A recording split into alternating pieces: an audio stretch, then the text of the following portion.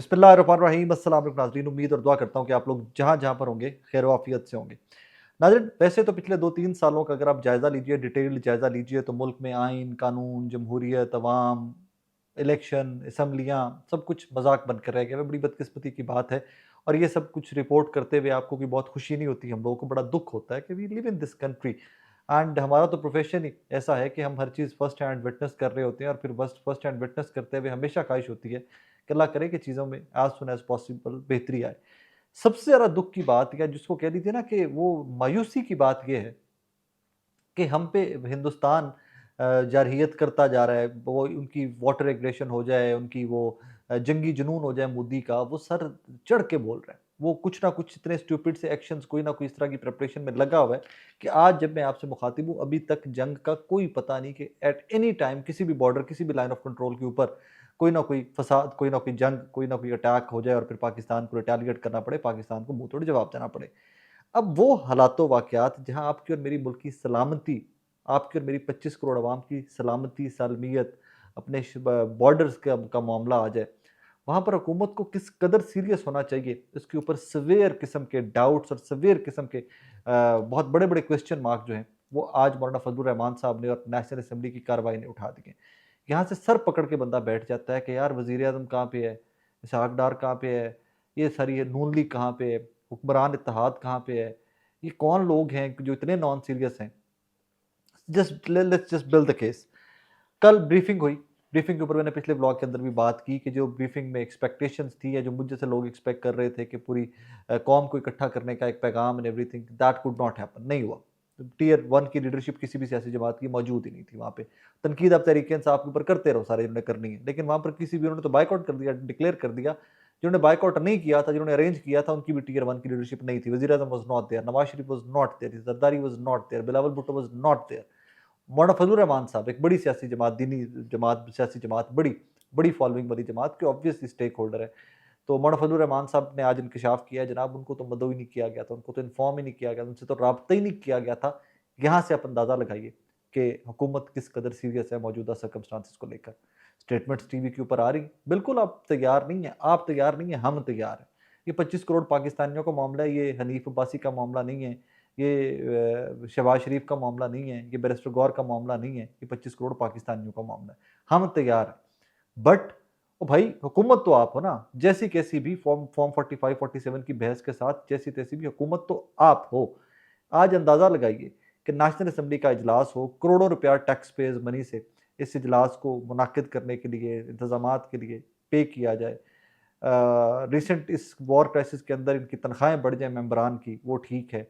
लेकिन उन तनख्वाहें बढ़ने के बावजूद सीरियस तरीन मैटर, मुल्क की सलामती का मैटर, जंग के दहाने पे खड़े हुए मुल्क का मैटर हो, तो नेशनल असेंबली की हुकूमती रो जो है, पहली जो रो है, वो मुकम्मल खाली हो। ना आपको वज़ीर-ए-आज़म नज़र आए, ना आपको वहाँ कोई इतनी बड़ी हुकूमती शख्सियत नज़र आए कि जिससे अपोज़िशन यही पूछ सके कि भाईजान हालात वाक़यात एक्चुअल हैं क्या? यही वजह है कि मौलाना फजलुर रहमान साहब ने बड़ी खूबसूरत बात की और उसके बाद फिर वो आज वॉकआउट कर गए। और मौलाना फजलुर रहमान साहब की थोड़ी-सी गुफ्तगू मैं आपको सुनवाना चाहूँगा, बहुत काम की गुफ्तगू है। ऐसे हालात में बुलाया है जहां पाकिस्तान इस वक्त महाद जंग में खड़ा है और इस वक्त गैर संजीदगी देखी जा रही है कि कोई भी जिम्मेदार शख्सियत यहाँ मौजूद नहीं है। फर्स्ट रो अव्वल का आखिर खाली है। ऐसे वक्त तो चाहिए ये था कि आज का इजलास सिर्फ इस बात के लिए मुख्तस होता कि वो हमें ब्रीफिंग देते, हमें सूरत हाल की तफसीर बताते, हम कहा ऑन बोर्ड पूरी कौम है, लेना चाहिए, लेकिन तमाम स्टेक होल्डर्स को बताइए तो सही कर क्या रहे हैं आप भाई। एक मिनिस्टर टीवी के ऊपर आ जाता है, वो आके कहता है हम तैयार हैं। भाई तुम तैयार नहीं, हम तैयार हैं। बट द प्रॉब्लम इज कि it's huge huge huge kind of crisis. ये बहुत सीरियस मैटर है, जंगों में ऐसे नहीं जाया जाता। अल्लाह ना करे कि जंग में जाना पड़े। मैं फिर बार बार कहता हूँ, पुरम मुल्क है, हम जंग में धकेला जा रहा है। हमें जो हिंदुस्तानी जारहियत है उसको जवाब देना है सिर्फ हमें। हम नहीं अटैक करेंगे, हम नहीं करना चाहते, लेकिन अगर आप हम पे इम्पोज करेंगे जंग तो इवेंचुअली पाकिस्तान विल रिटेलिएट। और फिर बॉर्डर कहाँ पे होगा, फिर क्या चलेगा, कौन सा बम चलेगा, कौन सा मिसाइल चलेगा, वो बात की कहानी है। अब एक तो कहानी हुकूमत की सीरियसनेस की ये हो गई। दूसरी जानिब हनीफ अब्बासी साहब ने आज वहाँ खड़े होकर, फिर कौमी असम्बली के बाहर खड़े होकर, वहाँ पर फिर एक नया नैरेटिव बनाने की कोशिश की कि वो तमाम लोग जो इन सर्कमस्टांसिस के अंदर अफवाज पाकिस्तान के ऊपर तनकीद कर रहे हैं, मैं उनके लिए गद्दार वतन का लफ्ज़ इस्तेमाल करूँगा। बहुत खूबसूरत बात। हमें ये कौमी यकजहती की ज़रूरत है, सबको इकट्ठे होने की ज़रूरत है, सारी कौम मुत्तहिद है। ये फ़ौज की जंग, ये पीएमएलएन की जंग, ये पीटीआई की जंग, ये JUIF, Jamaat Islami, MQM, peoples party की जंग तो है ही नहीं है। ये तो पाकिस्तान की जंग है, मेरी जंग है, ये 24-25 करोड़ पाकिस्तानियों की जंग है। वो नुक्ता कौन सा है भाई साहब के ज़हन के अंदर कि जहाँ खड़े होकर वो इस इशू को इशू बना रहे हैं कि जनाब आज भी लोग फ़ौज के ऊपर तनकीद कर रहे हैं। क्यों लगता है कि सिर्फ जो हुकूमतें होती हैं ये मुल्कों की मामे चाचे बन जाती हैं? मुझे समझ नहीं आ सकी। इन्हां दा मसला नहीं नून लीग दा, ये हर हुकूमत का मसला है। हुकूमत में होते ये मुल्क के मामे चाचे बन जाते हैं। हालांकि इनको ये नहीं पता कि अपोजिशन का किरदार कितना इंपॉर्टेंट होता है। हुकूमती पॉलिसीज़ के ऊपर तनकीद, उनको राह रास्त पे लाना अपोजिशन का काम है। उन पाकिस्तानियों का काम है जिन्होंने वोट किया होता है। लेकिन क्या करें, यहाँ पर बहस फिर वो मुझे वापस स्क्वायर वन पे ले जाती है कि भाईजान वोट किया किनू सी, वोट पे आ किनू सी, हुकूमत च कौन है। मुझे नहीं समझ आती कि हनीफ अब्बास साहब जैसे लोग या और कुछ जो गुजरा इस इशू को टेकअप करके बैठ जाते हैं आके, जो आज अफवाज पाकिस्तान पे तनकीद कर रहा है मैं उसको गद्दार कहूँगा। कौन कर रहा है तनकीद? और आप कौन होते हो गद्दारी के फतवे बांटने वाले? This is not war of army, this is not war of PMLN, this is not war of PTI. ये तो मुल्क की जंग है भाई। एक एग्रेसर है, एक एवं राह जाते हैं किसी ने जंग दो हमसाया मुल्क के सर के ऊपर जंग मुसल्लत करने के मूड में एक जंगी जुनून में मुब्तला वज़ीर आज़म बैठा हुआ है हिंदुस्तान का, उसको हम सब ने जवाब देना है। ये इशू ही क्यों रेज़ किया जाता है, ये बात ही क्यों की जाती है? मुझे तो समझ नहीं आती कि ये लोग चाहते नहीं है कि कौम शायद इकट्ठी हो। ये शायद नहीं चाहते कि हम इस बहस से आगे चल पड़ें कि ये मुल्क का मामला है, किसी एक सियासी जमात का मामला नहीं। लेकिन सिंस यहाँ पर निशाना पीटीआई होती है और कोई बंदा भी नून लीग का या इनके इत्तेहादियों का वो मौका जाने नहीं देता। एक ट्विटर हैंडल जो अननोन है, पता नहीं किदा है किदा नहीं है, वो पता नहीं इंडिया से ऑपरेट हो रहा हो, पता नहीं आपको पीएमएलएन का बच्चा बना के बैठा हो, जमात इस्लामी का भी बच्चा बना के बैठा हो, कोई शरारत करे, उसने पीटीआई का झंडा लगा दे और ट्वीट कर दे तो कहते देखें जी मुल्क के खिलाफ प्रोपोगंडा किया जा रहा है। कोई बंदा इतना बेवकूफ़ नहीं है कि मुल्क के खिलाफ कोई प्रोपोगंडा करेगा एट दिस मोमेंट। बिल्कुल नहीं करेगा, मुमकिन ही नहीं है। सोचा भी नहीं जा सकता क्योंकि पाकिस्तानी गिवन सर्कमस्टांसिस के अंदर मुल्क के खिलाफ या मुल्क की फोर्सेस के खिलाफ या उन तमाम इदारों के खिलाफ जो सफ़े अव्वल में पाकिस्तान की बका के लिए जंगे लड़ने को जान हथेली पर लिए खड़े हैं, उनके खिलाफ कोई प्रोपोगंडा करे। सिर्फ डिवाइड करना इनका पर्पस है। हुकूमत में होते हुए ये लोग डिवाइड बढ़ा रहे हैं, हुकूमत में होते हुए ये लोग दरारें डाल रहे हैं कौमी इत्तेहाद के अंदर, कौमी यकजहती के अंदर अपने पॉलिटिकल मोटिव से और नथिंग एल्स। और क्या समझ नहीं आता? जिस मुल्क के ऊपर बहस आपकी ब्रीफिंग्स ये होनी चाहिए थी, बैठकर लोगों को बताइए, अपने अवाम को बताइए, उनको एतमाद में दीजिए कि this is what we have done, you are safe, this is what we need to do. ये हो सकता है और ये हम कर रहे हैं, ये वो मौका है, ये वो वक्त है जहाँ पर कौमें मरहम रखती हैं ज़ख्मों के ऊपर, लेकिन ज़ख्म एक दूसरे कुरेदे पे सारे।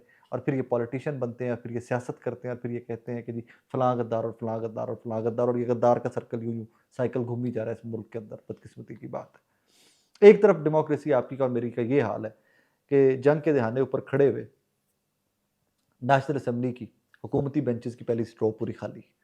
उमर अयूब साहब ने भी इसकी निशानदेही की। मौलाना फजल रहमान साहब ने तो वॉकआउट किया, मैंने आपका क्लिप भी सुनवाया उनका। दूसरी जानिब हिंदुस्तान के अंदर आज मोदी ने राहुल गांधी से वजीर आजम हाउस के अंदर मुलाकात की।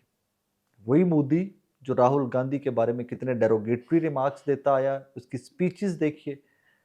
अपोजिशन में है राहुल गांधी और हुकूमत में नरेंद्र मोदी।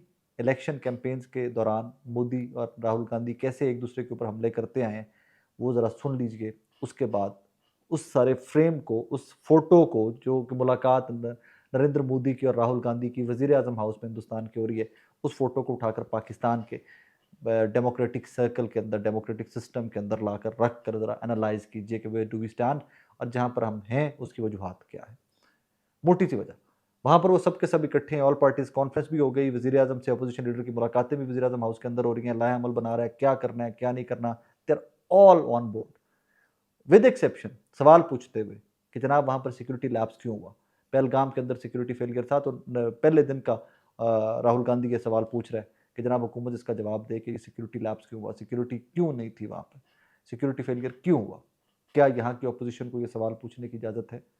ऑल पार्टीज़ में बुलाकर इमरान खान को बिठाने की इजाज़त है? छोड़िए इमरान खान ऑल पार्टीज़, बहुत दूर की बात कर रहे हैं। 42-45 दिन हो गए इमरान खान की फैमिली से मुलाकात नहीं हो रही। साबका वज़ीर आज़म है पाकिस्तान का, अभी रिसेंट बहुत 200 साल पहले वज़ीर आज़म पाकिस्तान नहीं थे, अभी रिसेंटली वज़ीर आज़म था पाकिस्तान का। वकला की मुलाकात नहीं हो रही, 200 के करीब मुकदमात बने हुए हैं। ये डेमोक्रेसी है आपकी और हिंदुस्तान की। बहनें रोज़ धरना देती हैं, उठाकर गाड़ी में डालकर इस्लामाबाद से बाहर 80 किलोमीटर जाकर जंगल में उतार कर आ जाते हैं। ये डेमोक्रेसी है पाकिस्तान की। एक सियासी जमात का, बड़ी सियासी जमात का, बेशक सो कॉल्ड चेयरमैन या नॉमिनेटेड या अपॉइंटेड या प्लांटेड या कोई भी लफ्ज़ इस्तेमाल कर लो, चेयरमैन अपने लीडर से पार्टी के मिल नहीं सकता। ये जमहूरियत है आपकी। चीज़ें पैरेलल चलती हैं। इमरान खान के ट्वीट के बाद कि जब पूरी कौम को मुत्तहिद करने का पैगाम दिया गया, तो उसके बाद हुकूमत का ये फ़र्ज़ बनता था कि हुकूमत भी कोई लचक शो करती। बार बार बात की जाती है, आज भी ख्वाजा साहब कह रहे थे नदीम मलिक साहब के शो में कि इशू बेस्ड पॉलिटिक्स हो तो हम नंगे पैर चल के अपोजिशन के पास जाने को रेडी हैं। उनका इशू क्या है? उनके कैदी तहरीक इंसाफ के, अपोजिशन यही है ना, कि अपोजिशन तो तहरीक इंसाफ ही है दिस मोमेंट। उनका इशू उनके कैदी हैं, उनका इशू उनकी ख़वातीन है, डॉक्टर यास्मीन और सनम जावेद जैसी। उनके इशूज़ इमरान खान से स्टार्ट होते हैं और वो बाजौड़ और KPK के दूर दराज के अजला के बच्चे जो पंजाब की जेलों में सड़ रहे हैं, या उनके इशूज़ वो हैं। Don't do that. वक्त दिया अल्लाह ने आपको, खुदारा अक्ल करो, होश के नाखुन लो। अल्लाह ने आपको वक्त दिया है कौम को मुत्तहिद करने के लिए। कौम को मुत्तहिद कर लो। ज़ख्म बहुत गहरे हैं, बैठ के बात करेंगे इनके ऊपर, जवाब मांगेंगे आपसे इन ज़ख्मों का। किस कौम को, एक सियासी जमात को, मुझे बाखुदा कोई प्यार नहीं है PTI से, कोई प्यार नहीं है मुझे इमरान खान से, कोई प्यार नहीं है मुझे शहबाज शरीफ साहब से। प्रॉब्लम यहाँ पर मेरे मुल्क का प्यार है भाई, मेरे आइन का प्यार है, रूल ऑफ लॉ की बात है। उसके ऊपर बात करता रहूँगा, और वो तब तक करता रहूँगा कि जब तक कोई भी बंदा उस स्टांस के ऊपर खड़ा रहेगा। बार बार कह चुका हूँ, नवाज शरीफ ने वोट को इज्जत दो का नारा लगाया था, बहुत लोग खड़े हुए थे साथ। कहाँ गया वोट को इज्जत दो का नारा, कहाँ गई सिविलियन सुप्रीमेसी? लेकिन ये वो वक्त नहीं है जहाँ पर ये सारी चीज़ें डिस्कस की जानी चाहिए। यहाँ पर डिस्कस एक चीज़ की जानी चाहिए, please please keep it in your mind, कि जब भी कोई आपको डिवाइड करने की बात करे कि फ़लाँ गद्दार है और फ़लाँ गद्दार है, इस टाइम के ऊपर इग्नोर करके आगे चले जाए। ये वक्त कौम की सफ़ों में इत्तेहाद पैदा करने का, आपने और मैंने इत्तेहाद पैदा करना है। जो सवाल है हम ठोक के पूछेंगे, हम उनके जवाब भी लेंगे, आइन भी रिस्टोर होगा, डेमोक्रेसी भी रिस्टोर होगी, सब कुछ होगा।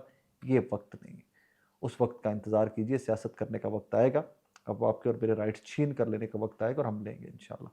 दिस इज़ द टाइम कि यहाँ पर आपको कोई भी डिवाइड करे तो उसको ज़रा पकड़ कर ना यूँ कंधों से साइड पे करके खड़ा कर दीजिए कि भाईजान आपकी जगह वो है। ये 25 करोड़ लोगों की जंग है, ये कोई फ़ौज की जंग नहीं है, नून की जंग नहीं, PTI की, peoples party, JUI, Jamaat Islami, MKM, किसी की जंग नहीं है। ये राय साकिब की जंग है, ये हर देखने वाले की जंग है, हर पाकिस्तानी की जंग है, हम 25 करोड़ पाकिस्तानियों की जंग है, और हम इसमें इंशाल्लाह इंशाल्लाह सब के सब मुत्तहिद रहेंगे। लोगों को सियासत का मौका यहाँ पर मत दीजिएगा। अपना ख्याल रखिएगा, दुआ में याद रखिएगा। अल्लाह हाफिज़।